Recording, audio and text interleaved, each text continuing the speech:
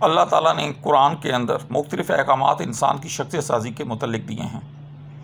جو کچھ یوں ہیں: ہم تمہاری آنکھوں کی خیانت سے خوب اچھی طرح واقف ہیں،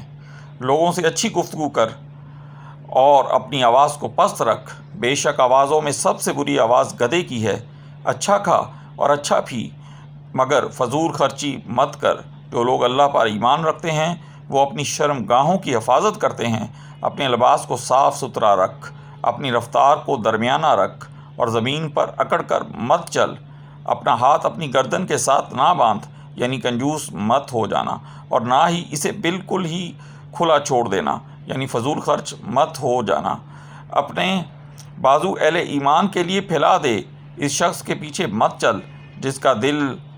ہماری یاد سے غافل ہے۔ لوگوں سے گال پھلا کر بات مت کر اور دوسروں کی کان لگا کر جاسوسی مت کر۔ کیا تو عقل سے